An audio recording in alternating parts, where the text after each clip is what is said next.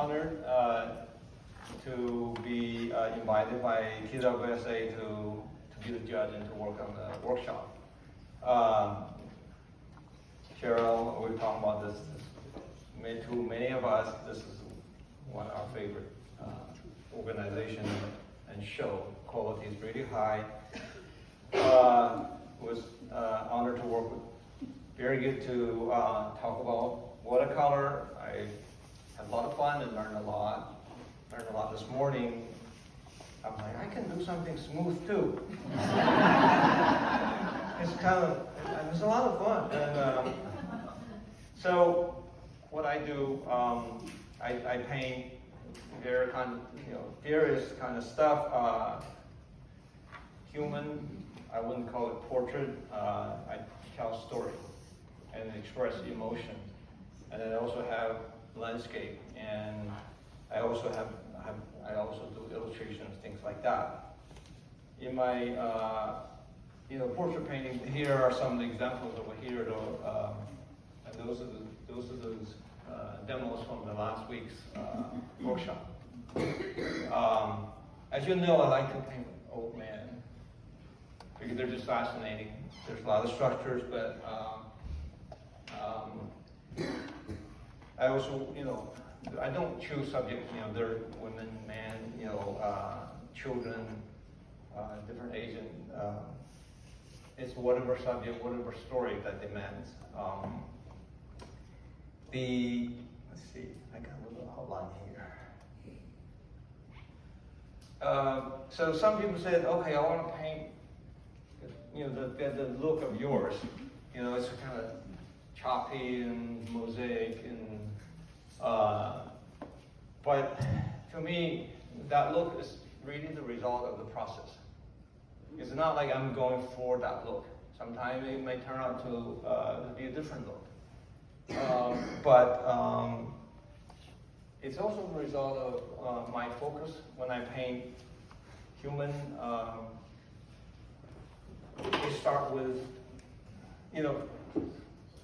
I have to say first is there's many ways to paint watercolor. So there's no set way.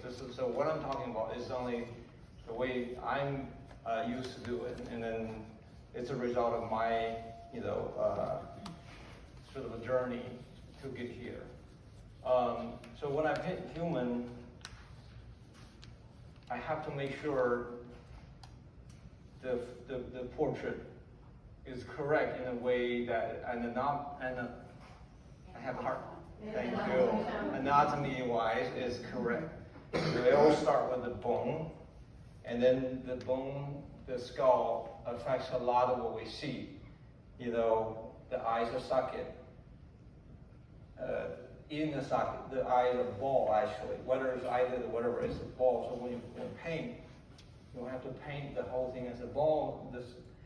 And the eyebrow separate the forehead, and there's a keystone here. That's just like upside down.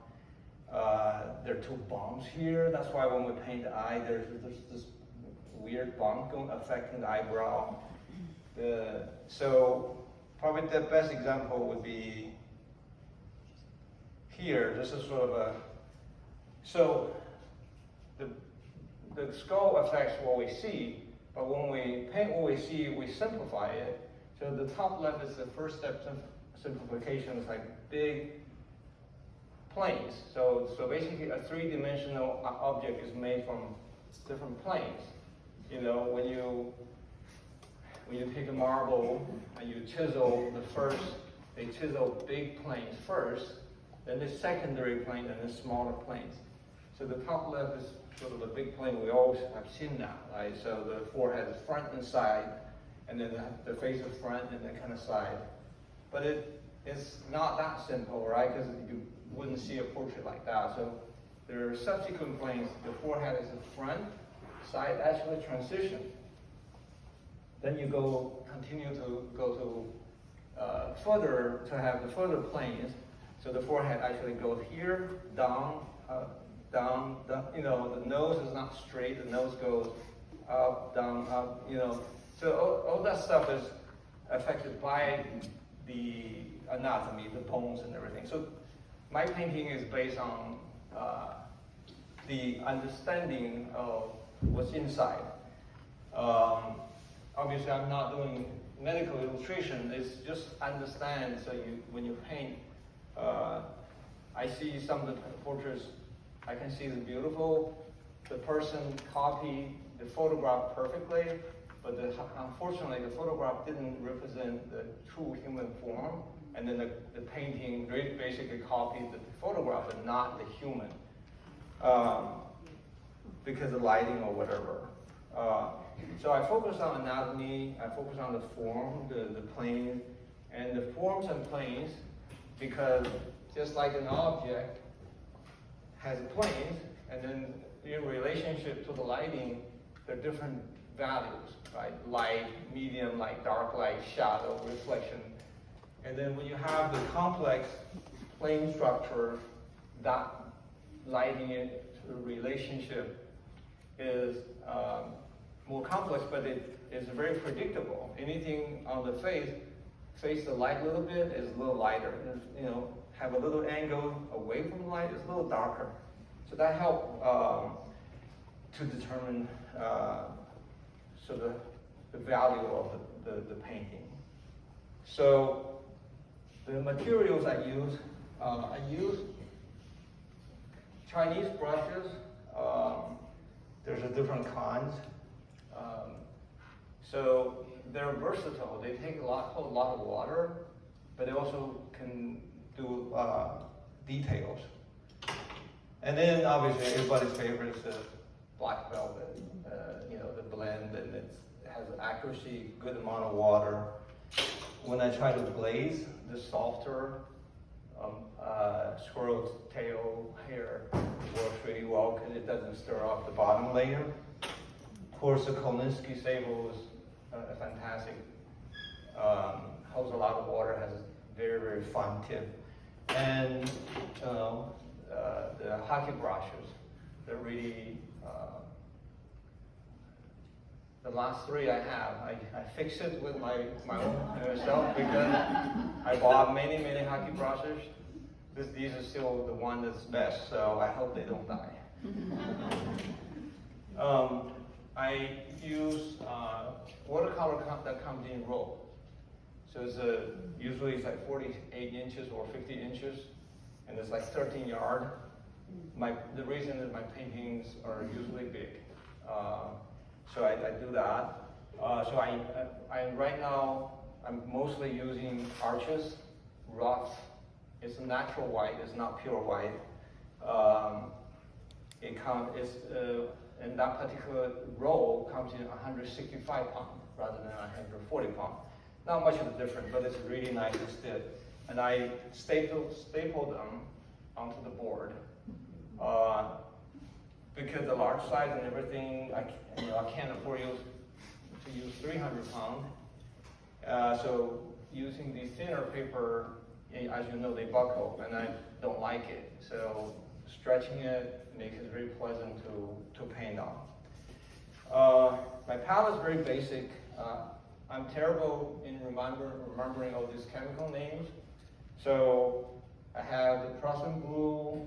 Basically I have a warm and cool of each of the color, so that they're all basic. I use these colors for virtually everything except the special ones, like the pink one. Then I use the pink paint, to paint for that. The process, someone comments like, you're painting. I typically start wet on dry, but the process really depends on the subject matter. It's just really sort of a step. The thing about steps, right? If you assemble IKEA, you have to go step one. Because if you jump to step three, this bookshelf doesn't happen. And then, so this is really about process. But I like to paint direct. I like to put dark down first. As dark as I can. I know it usually wouldn't be dark enough, but at least I can come back with a second layer, but not 5 layers. I try to avoid too many layers, so that to maintain certain crispness and then transparency. So that's sort of introduction. Since this week I've been doing a lot of men and kids, and then I want to do a woman just for last week's workshop. So this is from the same place that Granada came from. It's in Granada in Spain. Gypsy dancers. It has so before I paint, I try to understand a lot of things. You're trying to understand the structure, the bone, the lighting. The light, this is in the cave, so there's a very strong artificial light that hitting on the skin. So you'll see, and also some of the cool lights coming from the other side. The lighting, the color migration from warm to sort of a brownish neutral, cooler, that's very obvious. Light skin, and then the hair doesn't really separate much from the background. So those are the things I try to understand a little bit ahead of time, so that have a general strategy. So for this kind of smooth skin for women, the process will be different from that. If we're gonna paint these older guys, I will just go wet on dry, and then just start to chisel out the forms. But in here, that wouldn't work. So I'm gonna go wet in wet, but only wet within the contour of the face. I'm not gonna wet the whole thing. But I'm not gonna use just clear water, because I wouldn't be able to tell where everything is. Part of the reason I want to put some water down here first is so that the skin, like Burgess, the skin is smooth, and then there's a natural transition. But also I want to protect the very few small precious highlights, because once they're gone, they're gone. So feel free, please, ask questions in this whole process. My brain is not as good as you, because you have a balance left and right. You can talk and paint. For me, it's only one brain work. So.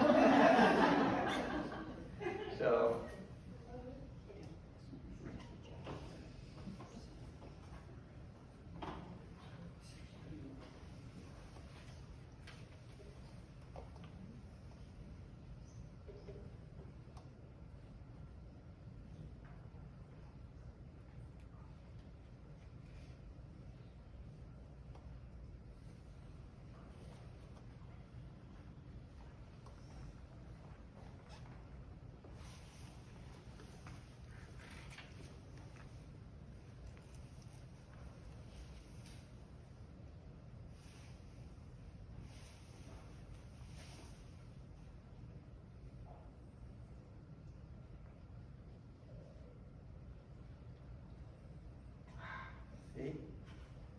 The highlights go.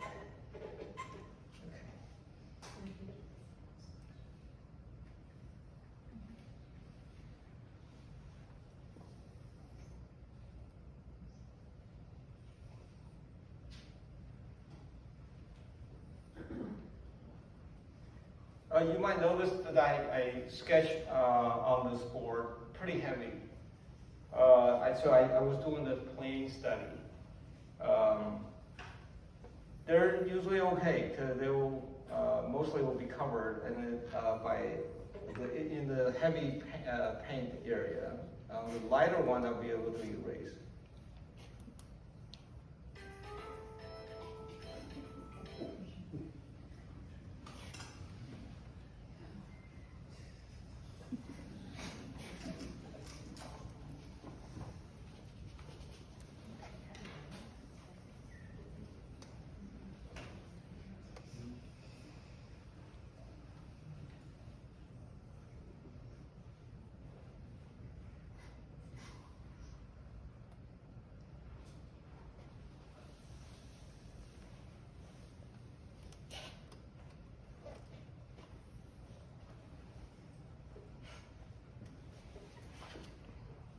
What color did you start with? Sorry? What color did you start with? Right now, I'm using a little bit of yellow ochre and a little bit of orange.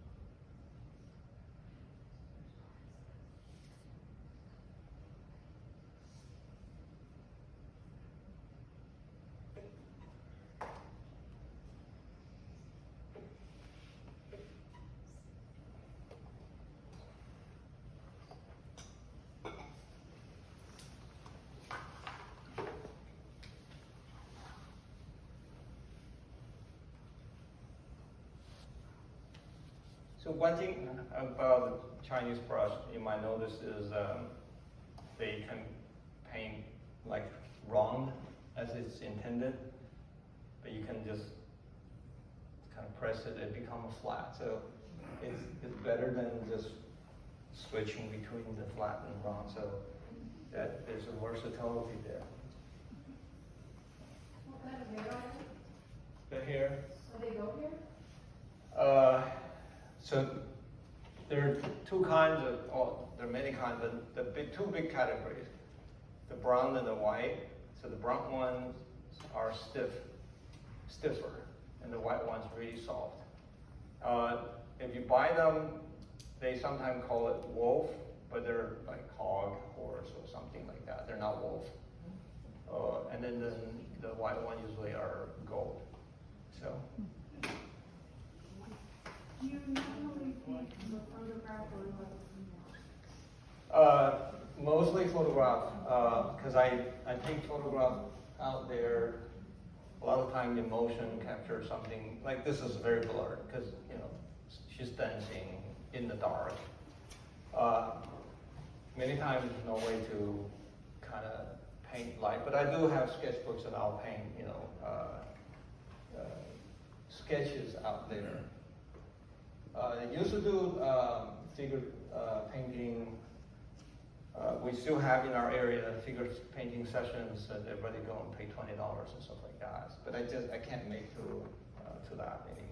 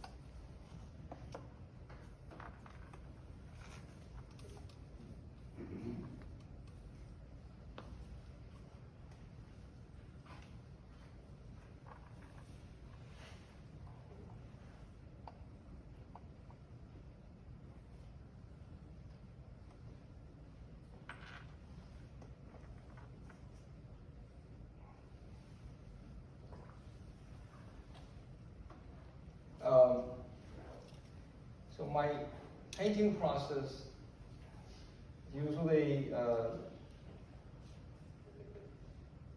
takes 3 steps, 3 stages. And I've tried it and tried to sort of, can I try different ways? And then they always come back to the 3 stages. For me, the first stage is what I'm doing now. It's like big initial wash, quick. I'm not analyzing, I'm just like responding. I see, I feel like there's a color, cool, warm, cool, warm. And in this stage, the medium, the water also kind of flows, and whatever the result of this stage really defines the look of the painting. Because you know, the nature itself is the work, let the water flow, blend, and things like that. And then once the stage is done, I'll go into the stage to really to build the forms, like go into detail, like the nose and eyes and things like that. And then when that's done, I go into the last stage, which is fine-tuning stage.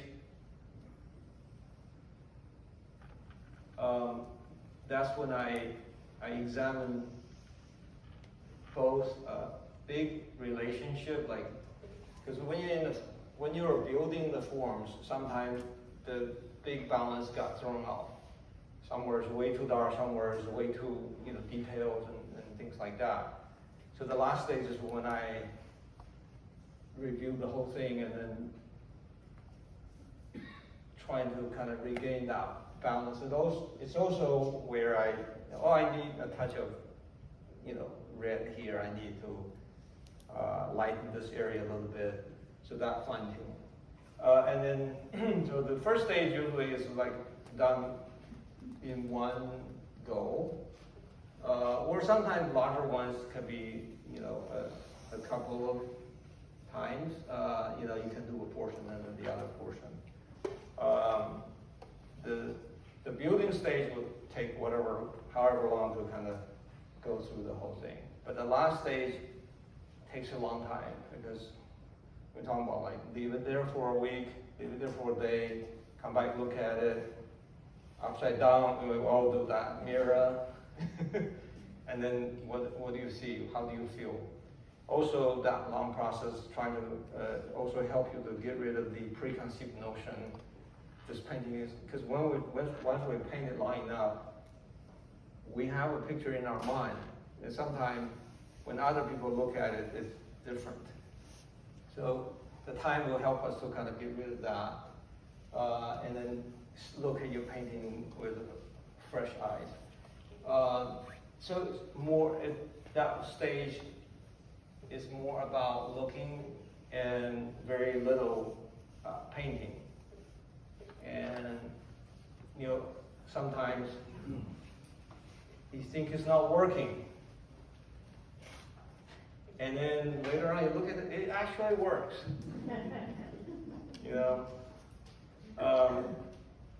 My wife just walked in.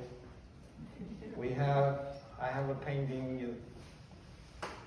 2 years later, I pull it off from underneath the bed. I'm like, oh, I could actually make it work. So I think because of that, it kind of gives you the license to be free at the beginning. What's the worst that can happen?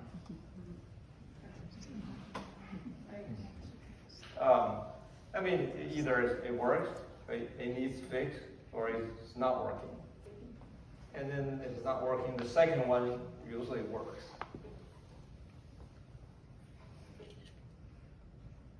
So when you say you work from the photograph, and you said the photograph, you can't see all the bone structure. So you just bring the bone structure is in your head and you can see it now, even if it's not in the photograph? Yes. You don't have to paint everything, so basically you paint what you see in this situation. You also paint what you know. You understand that. I mean, I don't know, we got doctors there. I don't know how you do it, but you know everything, and then you kind of work on it. So you paint what you know, but it doesn't mean you paint everything you know, right? I don't have to portray all the bones, and that's an artistic process. There's a sort of a fundamental process, which is what you know, which is structure and everything.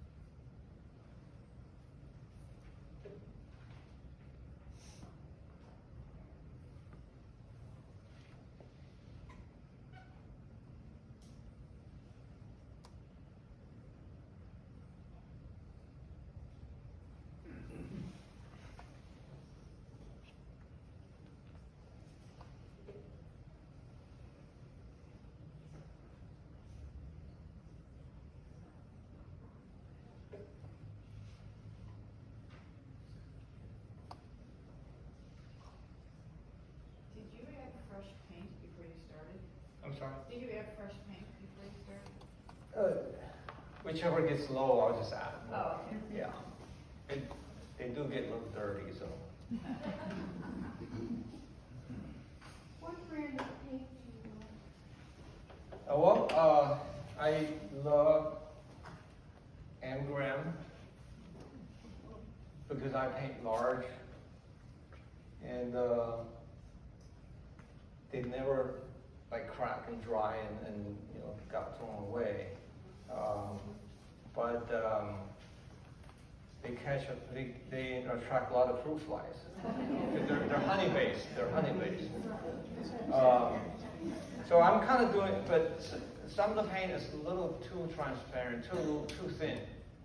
So I have Daniel Smith, which has more body, so it has more opacity, some of the paint. So I'm like hodgepodge of different kind of things.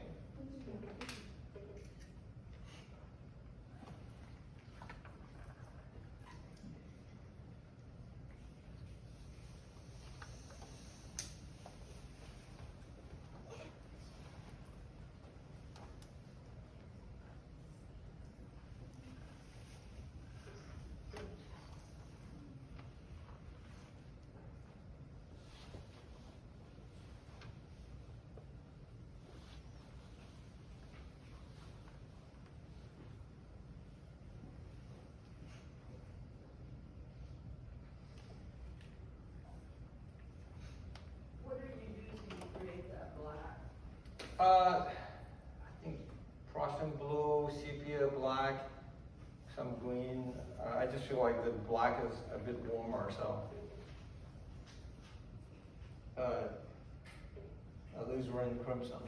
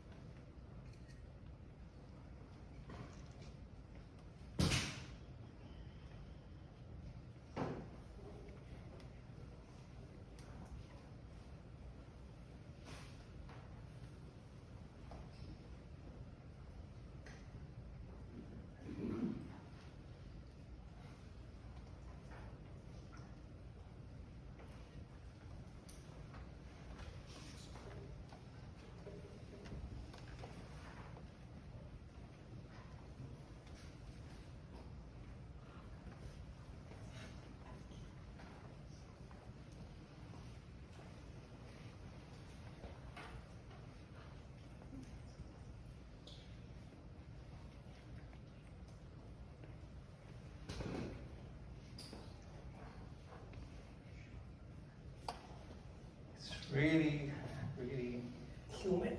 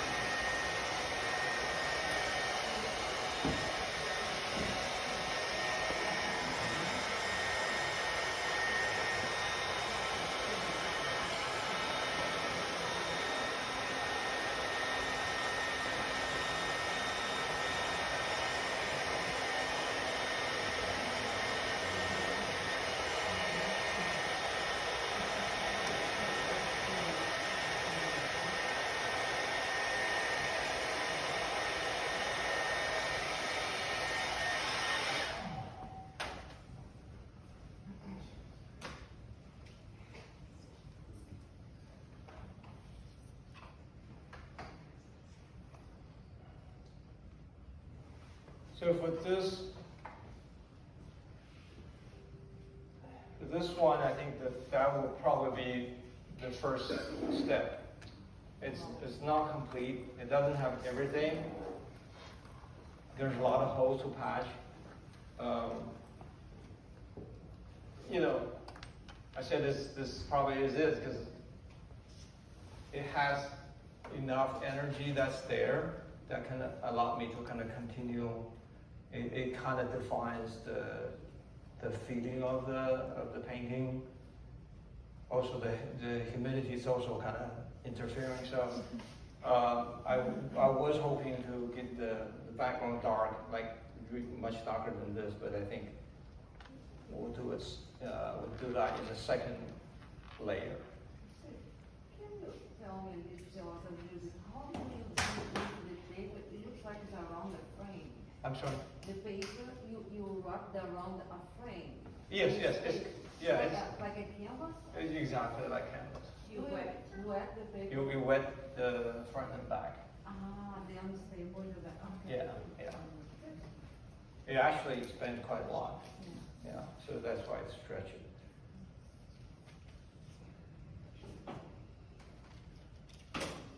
Any questions? Well, so you keep it on the board when you frame it, that you just stays on the board? Once it's finished, I'll trim it off. Okay, Yeah. you do trim it off, okay. These were all on boards, Oh. except the little ones. You see, they curve. Yeah. Yes.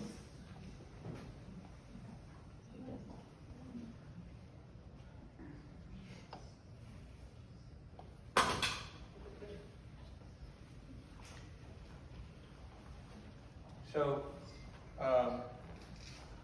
the face has some basic form, dark, but it's not there, right? There's some dark values, may not be dark enough, and so it definitely needs some adjustment.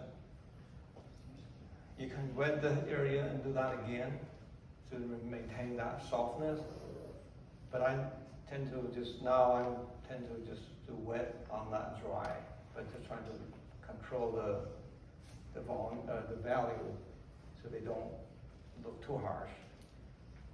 But either way works.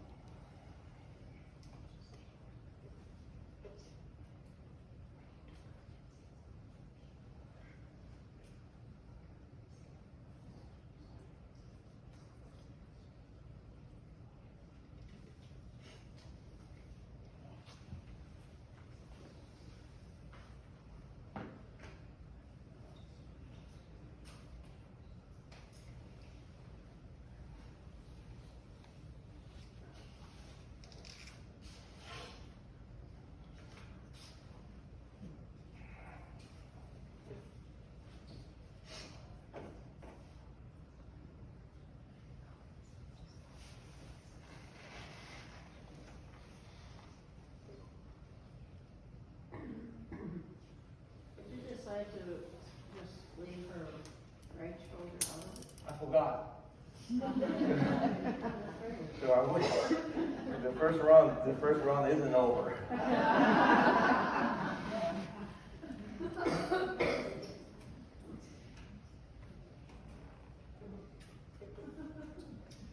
And you caught me.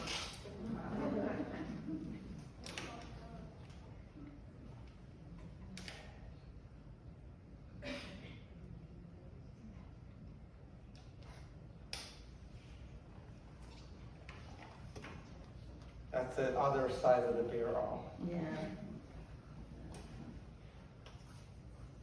Now the first round is over.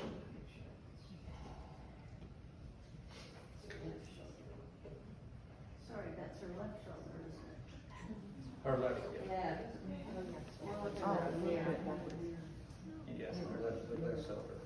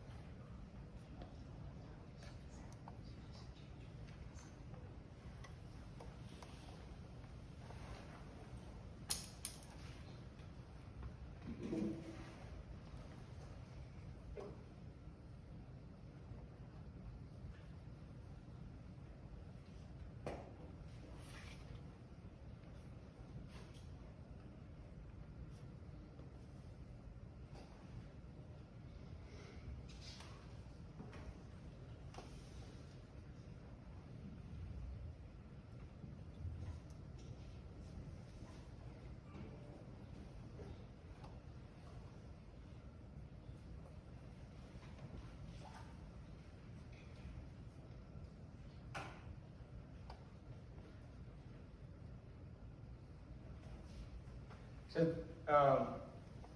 in the gallery walk the other day, we talked about, in our workshop, we're dealing with this sort of a constant yin and yang in terms of woman ku. So, And this is very easy because it has a red light, it has a blue light, it has so that interplay happens. If it's this side is warm, usually the other side is cool because the lighting source and things like that. But also because the contrast, and it's relative because it doesn't mean blue is cool.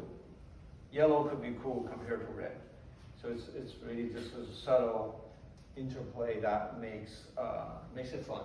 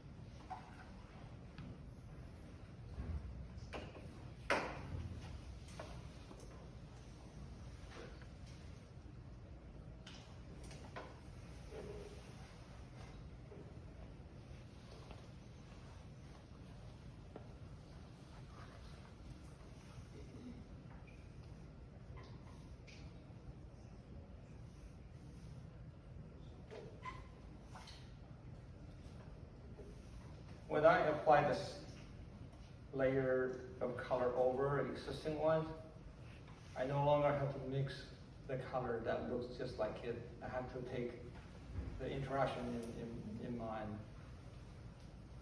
A lot of times it's just like one color, I just like pure color and just dilute in the appropriate degree because the color on the paper already is there. If it were mixed, it's like probably like 80% of the color that you want is there. So what you're missing is just a little bit of color.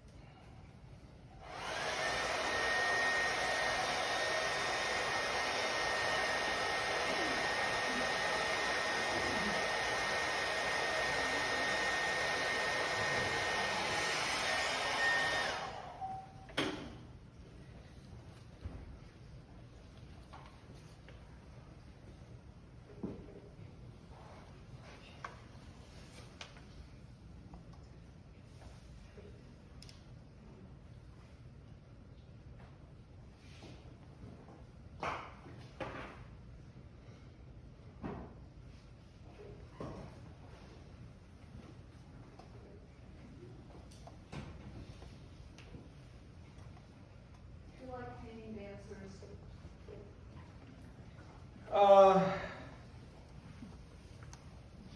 Not dancers. No? No, I painted, well, this is a dancer, I painted another dancer. It was really about their stories. Those are gypsies. I did research and learned a lot about their dance and their music. They're very painful. They're driven, they're homeless and they're driven around in Europe all over the places. So the dance is not what you see on the stage in Madrid with a beautiful light. They dance in their home. It's a way to express and to release, feelings. And that's what I paint. I mean, I painted American Indian, the same thing. I went to the powwow. I can feel the beat. I can feel the pride. I can feel there's different, old people, middle age, young kids. They dance with sort of dignity and some seriousness. And then you can also feel the beat. I mean, they're very defined. Those are the kind of thing I like, because I don't go to the theater to photograph dancers. So.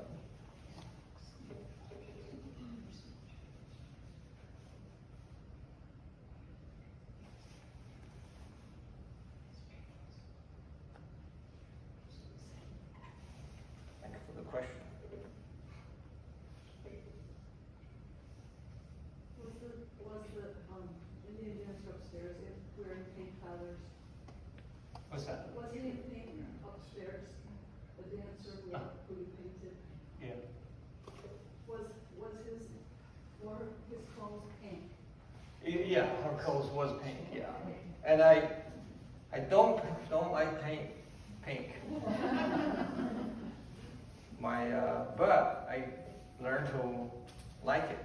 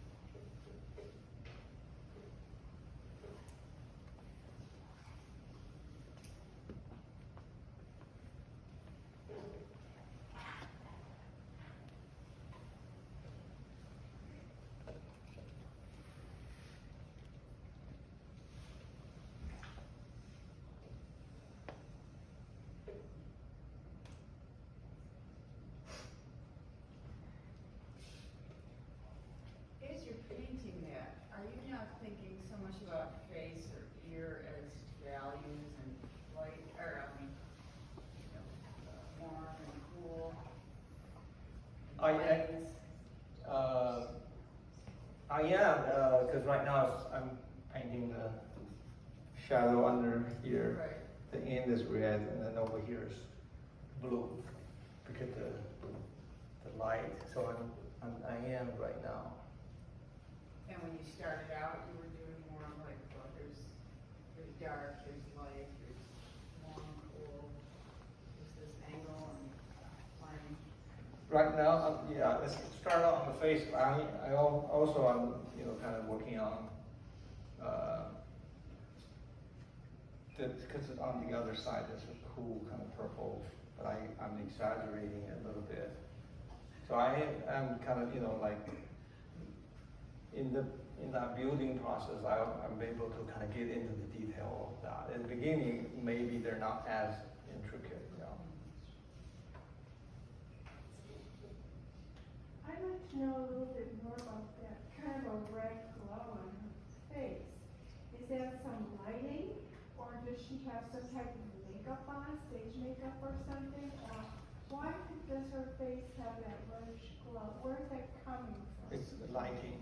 It's the lighting. This is in their cave, and they have different lights. Okay. And then, so she's facing the red light. There are different color lights. So you see in the here, you see the blue. The blue is the other light kind of hitting, and then they have the blue. You have the kind of green. You see this sort of rainbow color. But the whole thing, this picture is dominated by the red. This shirt, obviously, but also the strong red light. Okay, Yeah. thank you.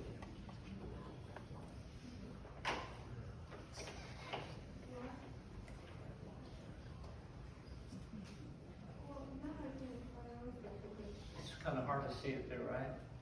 Well, you turned it around, but I really could see. Okay. And I wanted to know what that was caused by. And then painting, I paint with color, so if I want to, even when I try to paint that value, I'll have to decide what color that value is. So every stroke is really is a color. And hopefully it satisfies both the value and the color, so.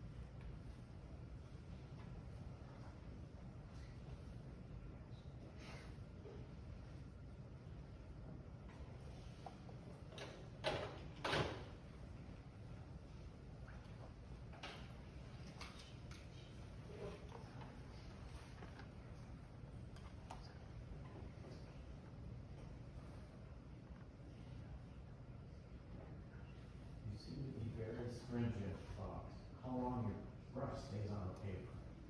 And you think a long time before you put it down. Are you thinking Yeah, about people it? was like, why are you doing this? And then,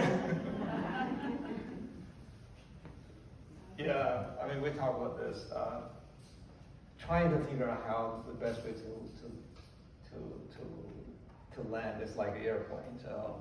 Are you thinking about the shape of the mark?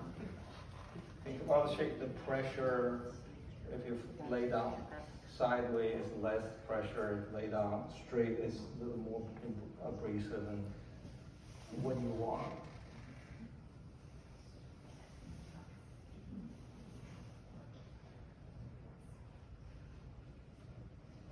Also, let's say earring, in this photograph is moving, so you really can't see it solid.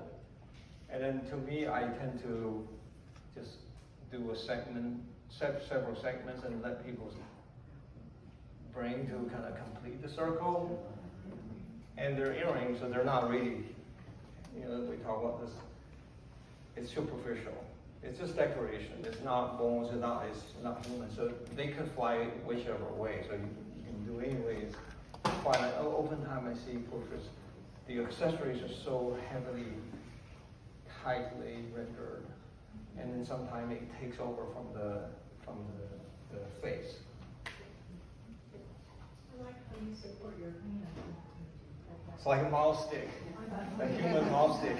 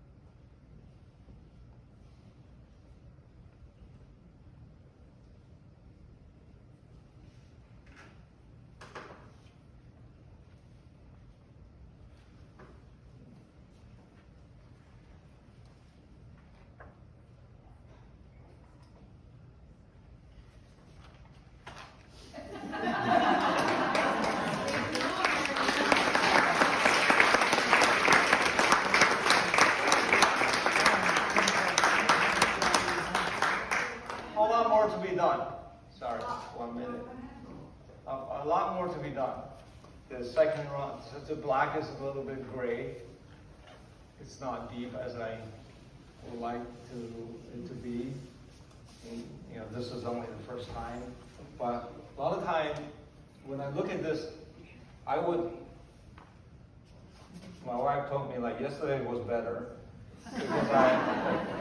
because I was so eager to move into the next step. So I would say leave it and examine the state of this painting. It's no longer my painting, it's itself, it has its own life.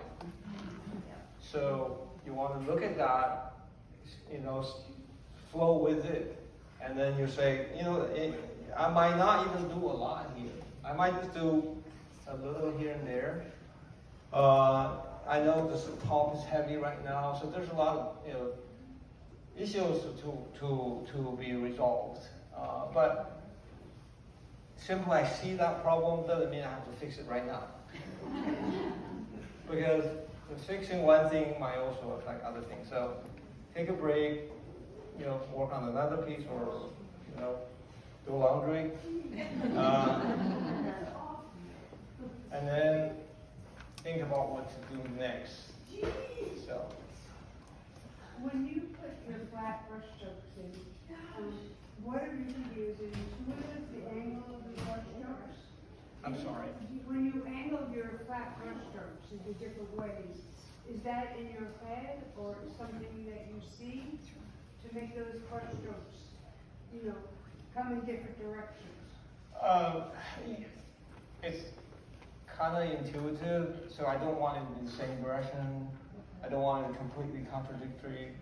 I want to kind of create some sort of a pattern. So every piece is different because of how they interact with inside. And to me, there's no separation between the figure and the background. When we see it, it's just they're just patches of colors and woven together.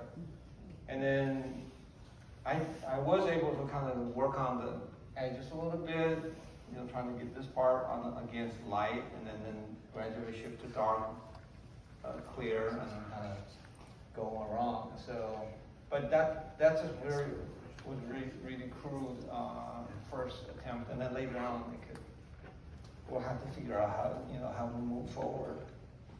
It's beautiful. Oh, thank you. I don't know. I'm too close.